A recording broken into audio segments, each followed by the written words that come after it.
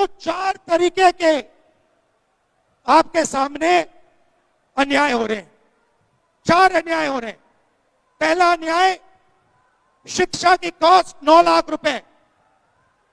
दूसरा अन्याय, 5 दरवाजों में से 4 दरवाजे बंद। तीसरा अन्याय, 150 बच्चों में से सिर्फ एक लड़का या लड़की सफलता प्राप्त कर सकते हैं। और फाइनल और सबसे गंदा अन्याय, पेपर लीक का अन्याय।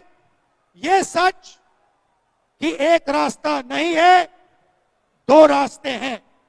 आज का हमारा जो डिस्कशन है वो इस सवाल पर है, पेपर लीक पर है। पेपर लीक कैसे होता है, कौन करता है और प्रपोज सॉल्यूशंस क्या हो सकते हैं। देहरादून में युवाओं की आवाज बुलंद हुई। मंच था छात्रों की गूंज, जहां हजारों छात्र छात्राएं सिर्फ सुनने नहीं बल्कि अपनी बात रखने पहुंचे। शिक्षा, रोजगार, पारदर्शिता और न्याय जैसे मुद्दों पर युवाओं ने खुलकर अपनी राय रखी। इस दौरान एक ऐसा पल भी आया जिसने पूरे सभागार को भावुक कर दिया। देहरादून में आयोजित छात्रों की गूंज कार्यक्रम में बड़ी संख्या में छात्र छात्राओं की मौजूदगी ने ये संदेश दिया कि युवा अब अपने भविष्य से जुड़े मुद्दों पर खुलकर संवाद चाहते हैं। कार्यक्रम के दौरान प्रतिभागियों में जबरदस्त उत्साह देखने को मिला। छात्रों का कहना था कि ये किसी राजनीतिक दल का प्रचार कार्यक्रम नहीं, बल्कि शिक्षा व्यवस्था, युवाओं के भविष्य और सिस्टम में जरूरी सुधारों पर अपनी बात रखने का मंच था। कार्यक्रम में मौजूद छात्रों ने कहा कि विपक्ष के नेता राहुल गांधी ने अपने संबोधन में शिक्षा व्यवस्था में पारदर्शिता, युवाओं को समान अवसर, जवाबदेही और व्यवस्था में सुधार जैसे विषयों पर जोर दिया। छात्रों के मुताबिक उनके सवालों और समस्याओं को गंभीरता से सुना गया और उन्हें अपनी बात रखने का अवसर मिला। उनका मानना था कि युवाओं की आवाज केवल मंच तक सीमित न रहे, बल्कि नीति निर्माण में भी उसकी अहम भूमिका होनी चाहिए। कार्यक्रम का सबसे भावुक क्षण तब आया जब दिवंगत रिया थापा के पिता मंच पर पहुंचे। उनकी नम आंखों और चेहरे पर झलकते दर्द ने पूरे माहौल को गमगीन कर दिया। बिना ज्यादा कुछ कहे भी उनकी पीड़ा वहां मौजूद हर व्यक्ति महसूस कर रहा था। उपस्थित लोगों ने इसे एक ऐसे पिता की दर्द भरी पुकार बताया जो अपनी बेटी के लिए न्याय की उम्मीद लेकर मंच तक पहुंचे। कार्यक्रम के दौरान छात्रों ने शिक्षा व्यवस्था में व्यापक सुधार, पारदर्शी भर्ती प्रक्रिया, सुरक्षित शैक्षणिक वातावरण और युवाओं की आवाज को नीतिगत स्तर पर प्राथमिकता दिए जाने की मांग उठाई। पूरे आयोजन में युवाओं की सक्रिय भागीदारी, संवाद और व्यवस्था परिवर्तन की मांग प्रमुख रूप से सामने आई। देहरादून से उठी ये आवाज अब केवल एक कार्यक्रम तक सीमित नहीं है, बल्कि शिक्षा, रोजगार और न्याय जैसे मुद्दों पर युवाओं की बढ़ती अपेक्षाओं और भागीदारी का संकेत भी मानी जा रही है।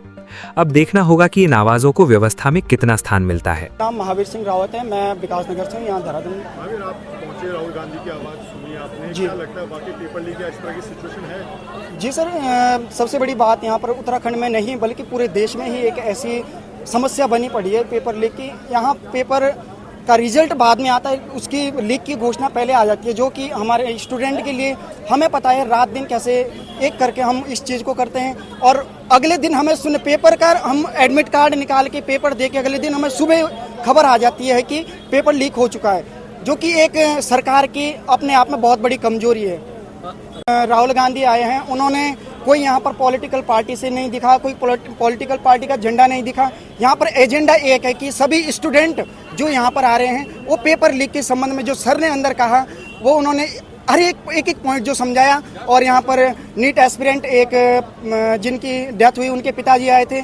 आप लोगों ने उनके आंखों में जो आंसू देखे होंगे वो एक मेहनत के आंसू होते हैं, ना कि किसी भी पॉलिटिकल पार्टी से कोई मतलब नहीं है उनका। वो एक अपनी बेटी के लिए यहाँ पे आए थे। वो चाहते हैं कि आने वाले टाइम पे किसी भी बाप के साथ, माँ के साथ ये समस्या ना हो। मेरा नाम ज़ैबाली है और मैं मसूरी से हूँ। मैं एक बात बोलना चाहूंगी, ये ग्राउंड पे इन्होंने हमारा जो भी हमारा प्रोग्राम था, इन्होंने राहुल गांधी जी का प्रोग्राम बीजेपी वालों ने यहाँ पे कर दिया। इन्होंने वहाँ पे सिंगर्स को बुला दिया, ये जानते हुए भी कि यहाँ पे कांग्रेस आने वाली थी। क्यों?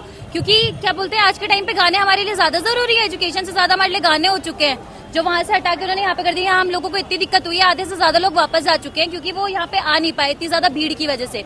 लोग इतनी ज्यादा थे, अगर वो उस ग्राउंड को खोल देते, उस ग्राउंड पे जाने देते तो हम वहाँ पे होते। मतलब हद हो चुकी है कि गाने ज्यादा हो चुके हैं अब लोगों के लिए, कि बच्चे अब पढ़ाई से हटके गाने सुनेंगे आके। मतलब हद हो चुकी है इनके जो ये खेल रहे हैं गेम, वो हद हो चुकी है। इस पे कुछ बोला नहीं जा सकता। मेरा नाम जैबाली है और मैं मसूरी से हूँ। मैं एक बात बोलना चाहूंगी, ये ग्राउंड पे इन्होंने हमारा जो भी हमारा प्रोग्राम था, इन्होंने राहुल गांधी जी का प्रोग्राम बीजेपी वालों ने यहाँ पे कर दिया।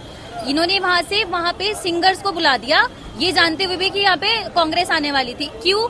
क्योंकि क्या बोलते हैं, आज के टाइम पे गाने हमारे लिए ज्यादा जरूरी है, एजुकेशन से ज्यादा हमारे लिए गाने हो चुके हैं। जो वहां से हटा के उन्होंने यहाँ पे कर दिया, हम लोगों को इतनी दिक्कत हुई है, आधे से ज्यादा लोग वापस जा चुके हैं क्योंकि वो यहाँ पे आ नहीं पाए, इतनी ज्यादा भीड़ की वजह से।